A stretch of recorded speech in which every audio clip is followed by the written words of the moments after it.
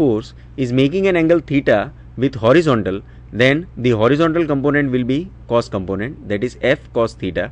And if the force is making an angle of, let us consider this force, say P force. Now this P force is making an angle of theta with vertical. So in that case, the vertical component will be P cos theta and the horizontal component will be equal to P sin theta. So the basic thing is that we have to resolve the forces into their x components and y components while taking into consideration the angle of inclination made by the force. Now let us solve one problem based on this thing.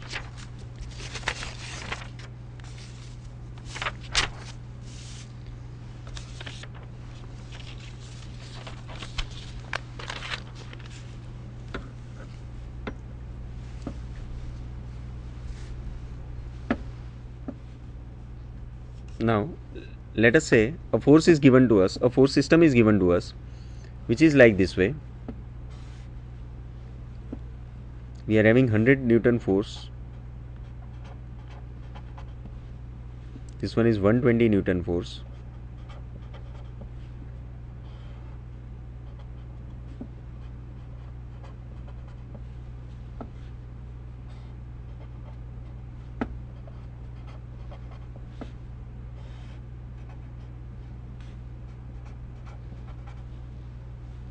Let us say the angle of inclination of this force with horizontal is 60 degree.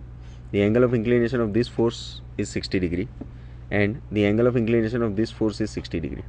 Now we are supposed to calculate the resultant of this force system. Now totally here we are having 5 forces, which are 5 coplanar concurrent forces. So we can't use law of parallelogram of forces, because law of parallelogram of forces is applicable only for 2 forces. So here we can use law of parallelogram of forces, but we will have to reapply the procedure number of times to get the final resultant. So the better way is resolution of the force system. Now we will go step by step. Our step 1 will be sign convention. Sign convention, as you all know, basically it means that you are specifying that which things you are going to take positive and which things you are going to take negative. Now for horizontal forces, the forces acting in this direction, that is from left to right, we are going to take it as positive, and the forces which are going to act from right to left, that we are going to consider as negative. Similarly, for vertical forces, the forces acting in positive y direction, that is acting upward, that will be taken as positive, and the forces which are going to act in downward direction will be taken as negative. So this would be our step 1. Similarly, step 2 will be preparing a table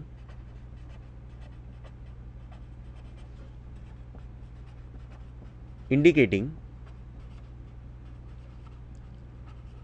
x components, that is horizontal components, and y components. So the table could be prepared like this way.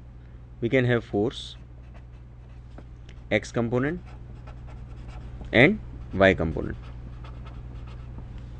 If we see here, let us start with each force. The first force is this 100 Newton force. Now this 100 Newton force, it is making an angle of 60 degree with horizontal. So its x component would be 100 cos 60 and it would be acting from left to right. So the forces which are acting from left to right are taken as positive. So x component will be 100 cos 60. Similarly, this force 100 Newton force, which is acting, its vertical component would be 100 sin 60 acting in downward direction. So y component will be minus 100 sin 60. The next force is again 100 Newton force and it is making an angle of 60 degree with horizontal. So again the x component would be acting like this way and its magnitude will be 100 cos 60 as it is making an angle of 60 degree with horizontal. So x component will be 100 cos 60 and y component, that is vertical component, that will be acting in upward direction and its magnitude would be 100 sin 60. The third force is 120 Newton force. Now this 120 Newton force is purely acting in y direction. Therefore its x component will be equal to 0 and its y component will be equal to plus 120 Newton. Plus sign because it is acting in upward direction. Similarly, the third force, the next force, that is 130 Newton force, it is making an angle of 60 degree with horizontal, right?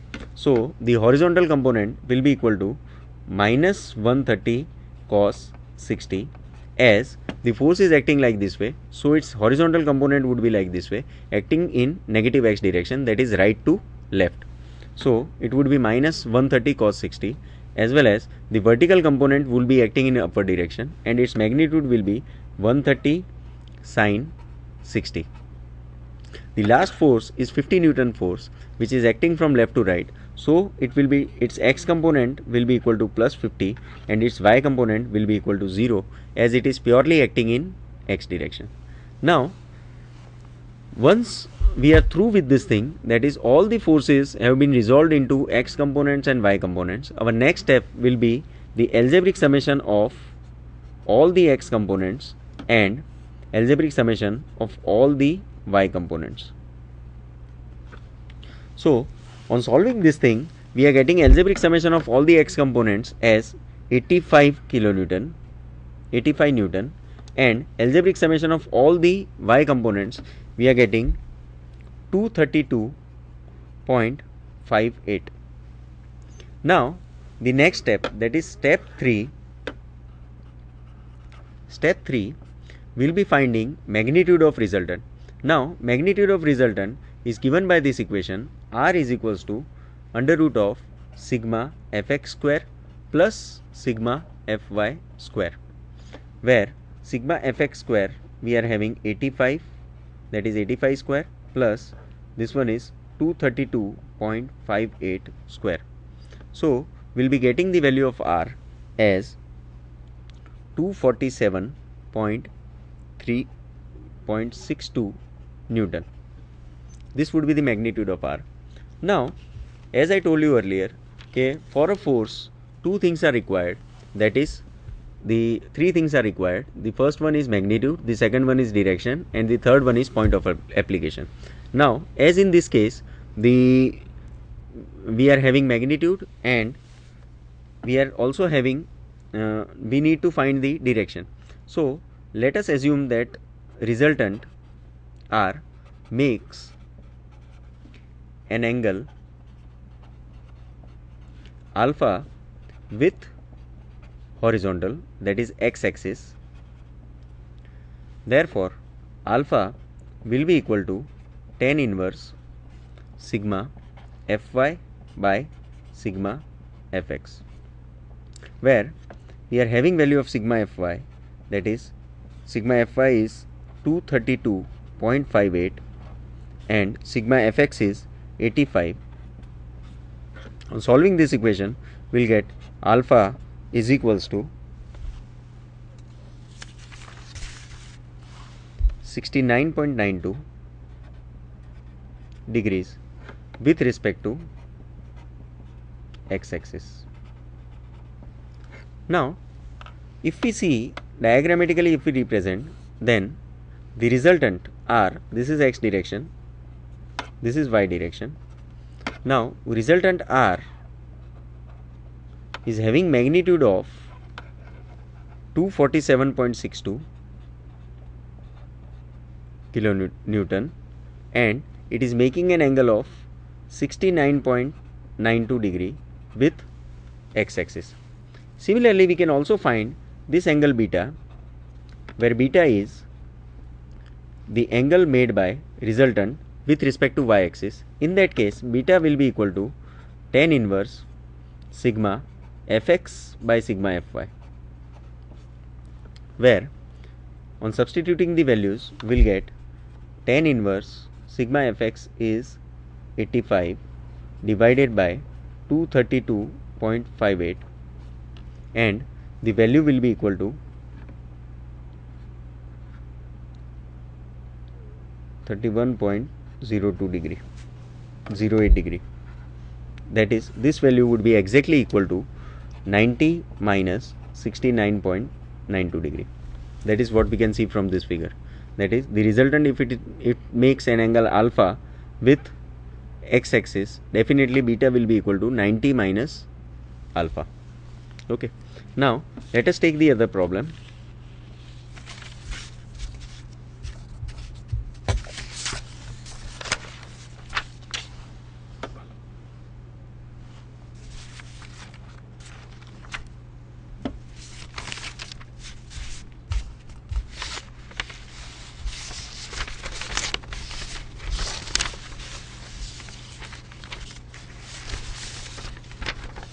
Let us take the other problem in which we have been given that 60 Newton force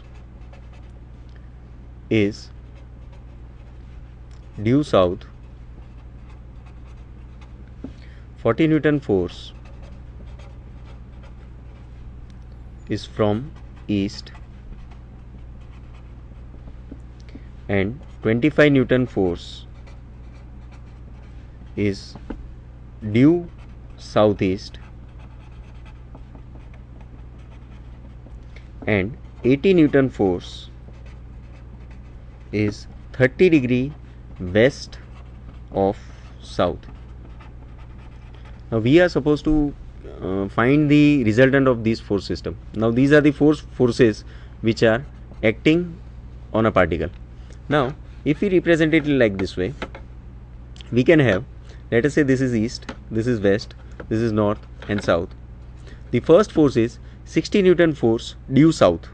So 60 Newton force due south is, it is acting from north to south. So this 60 Newton force would be acting like this way. 40 Newton force from east, that is 40 Newton force will be acting from east to west. So this would be 40 Newton force. 25 Newton force is due southeast. So this is south, this is east, so due southeast, and exactly southeast means exactly 45 degree. So this 25 Newton force will be acting at an angle of 45 degree either with respect to x-axis or y-axis. So let us say this is 45 degree, and the last force is 80 Newton force 30 degree west of south. So this is 80 Newton force 30 degree west of south. That means it will make an angle of 30 degree with negative x-axis because it is 30 degree west of south. Now once we are ready with the force system, we can repeat the same procedure and we can form a table and we can find the resultant, its magnitude as well as its direction. So for preparing a table, we will be having force 40 Newton. Let us start with the same procedure. In this case, force x component and y component. The first force is, let us say 25 Newton force. The x component would be, as it is making an angle of 45 degree with horizontal, the x component would be 25 cos 45 acting in positive x direction, so that is positive. So it would be 25 cos 45. Similarly, the y component would be acting in negative y direction, so that would be minus 25 sin 45. Similarly, the next force is 60 Newton force. 60 Newton force is purely acting in downward direction, so its x component would be equal to 0 and y component will be equal to minus 60. The third force is 80 Newton force. It is acting in third quadrant, so its x component would be equal to 80 sin 30 acting in this direction, so it will be taken as minus, and y component will be 80 cos 30, and the last force 40 Newton force is acting in x direction, that is equal to minus 40, and y component will be equal to 0.